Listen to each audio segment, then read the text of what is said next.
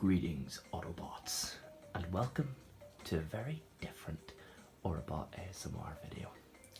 Today, I thought I would take a little dive into one of my favourite games of all time. Well, the HD remake of one of my favourite games of all time. This here is Crash Bandicoot Insane Trilogy. So, we're going to be playing a couple levels of this game, just to break it in. And I'm going to be talking about not only my experiences with this game, this remake, but also what this game means to me in regards to my childhood growing up. So without any further ado, let's start. My camera setup, I've actually got quite a primitive setup here, so I do apologise for the less than stellar framing. But without any further delay, here we are. Crash Bandicoot, the one and only orange marsupial. So controls are simple for this game. It is the analog stick or the directional pad to move Crash, square to spin, and X to jump. The later games would have more movement options, but this is what you're going to get, and this is what you're going to work with. So Crash Bandicoot is a 3D platformer that was originally released in the year 1996 by Naughty Dog, who went on to create Jak and Daxter, and even the Uncharted series. So at this time the developers were relatively unknown, but they quickly earned their pedigree, especially with these games alone. So with Crash Bandicoot, you control the titular Crash, and your goal is to explore the Wumpa Islands and make your way through to defeat the evil Dr. Cortex. Making your way through several challenging levels. And we've just picked up an invincibility. For this video, I'm going to be approaching it with my regular mindset, as break all the boxes I can, as well as just talk about the game itself and what it is about it I enjoy it so much. Because, let me just, gotcha. But with Crash Bandicoot, I grew up playing the first game and the second one. I never had the third one. Hell, I didn't even know there was a third Crash Bandicoot. So, whenever I got the chance to play the Insane Trilogy and a loving remaster of the first Crash, I was absolutely floored.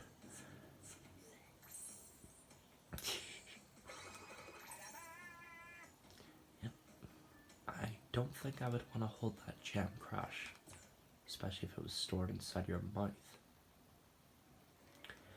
But with that, we have completed Insanity Beach, and we have snagged the gem. Tell you what, just as a little something extra, let's try and get a time trial relic. Now, Crash 1 wasn't really designed with speedrunning in mind, but that being said, I still feel the relics provide a fun challenge. So we're just going to blast on through while I'm going to talk about more personal memories with this game.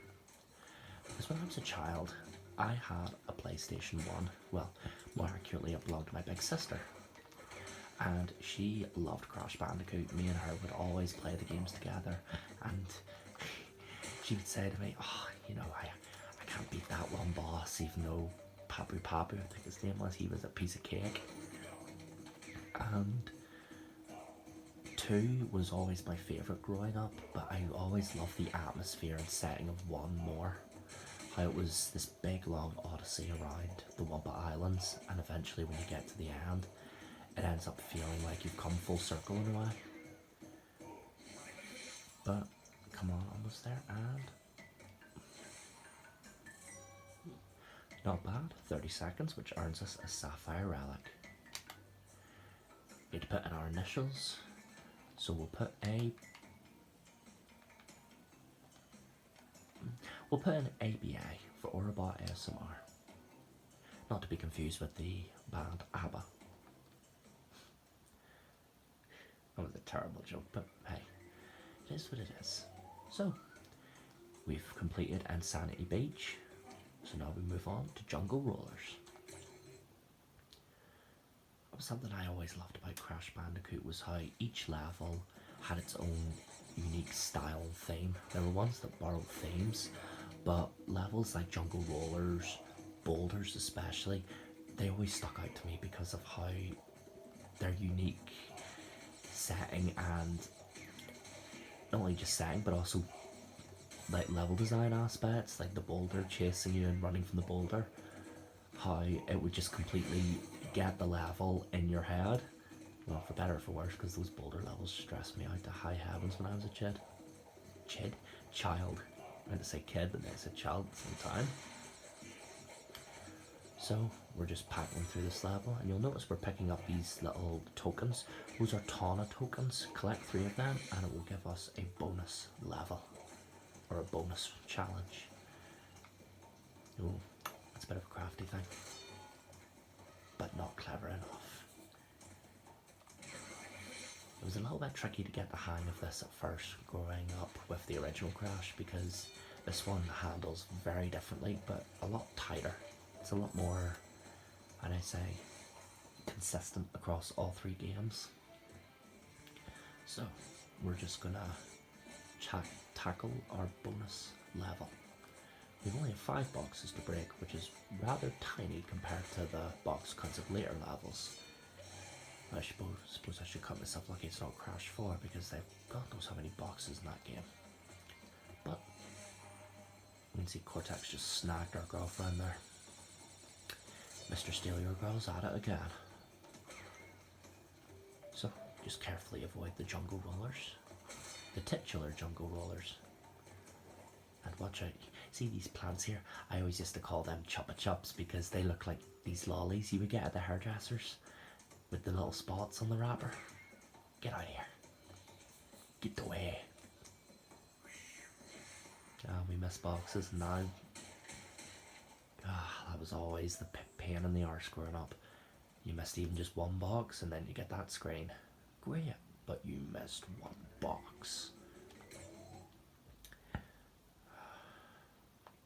The failure of youth. So, we've now made our way to the 3rd level, the Great Gate. Now, growing up, this was one of the levels I struggled with because the whole vertical platforming, I wasn't quite used to it. So whenever I played this game, it was very... Oh, go ahead there. You're getting sloppy. You need to keep your wits about you in this game. Crash Bandicoot More Nothing is a game about precise platforming and patience. The other ones are a lot more fast, but this one requires a lot of patience in regards to memorizing level patterns, especially in later levels like Slippery Climb or even the dreaded Stormy Ascent. There we go, snagging Aku Aku. Avoid those deathly spikes. First Tana token of the level. Oh, and here we have a native. I didn't like those guys as a kid, especially whenever they tried to bang you off the edge of the stage. Although as a kid I always called them shield guys or shield Stevens. Just something that rhymed. Nope. Speaking of which, get the hell out of here. I have to watch out for those fire torches. But we're making our way, good and proper.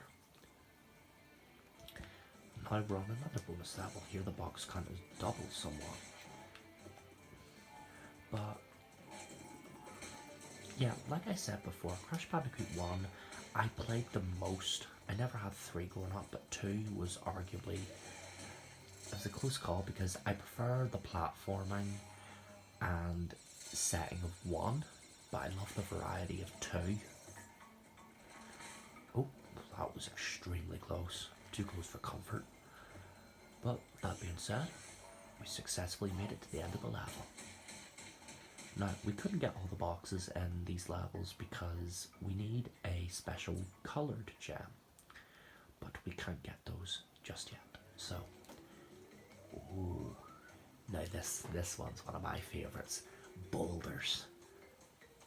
You're going to notice this level is starkly different to the other ones in that instead of running forwards, we're running towards the screen. So, we're not going to have as much wiggle room, but we'll tackle this challenge head on together and outrun this Indiana Jones boulder. Yes, I always love the music of the first game. It's very understated, you know. When you look at the music or listen to the music of Crash 2 and 3, it's a lot more bombastic and in your face, but this one's a lot more understated, even using sound effects like either cartoon sounds for some of the tracks or even just animal noises. But we've reached the second checkpoint, or our first checkpoint. I don't know, I'm not really paying attention to checkpoints. Just keep going as best we can. Avoid those, not sure what they are, like fence poles, but we already have all the boxes, so it's not the longest level, but oh, that boulder's getting really close for comfort. Come on, Crash. Almost there. Yes! Bingo! We successfully escaped and snagged ourselves a shiny gem. Now, I don't know about you folks, but I'd call that bang tidy. I'm having a lot of fun. This always is. Crash has always been one of my favourite games, so the fact that I'm able to sit here and play this for you guys is nothing short of fantastic.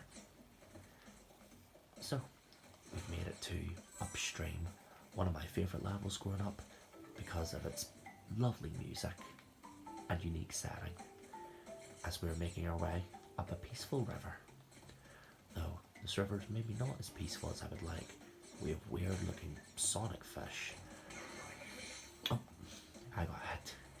Lucky I had an Aku on hand, but we can't afford to be careless, because with one hit, it'll kill Crash.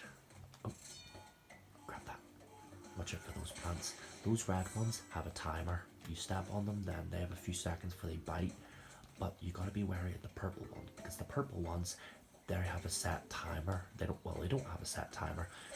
As you can see here, they'll set and snap after a couple seconds, so we have to time our jumps just right. Go. Jump. Jump. Bingo. That's what it's all about, folks. Crash Bandicoot, more than anything, is about precise platforming.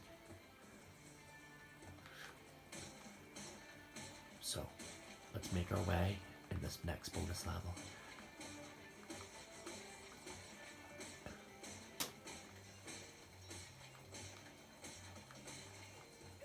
Nice.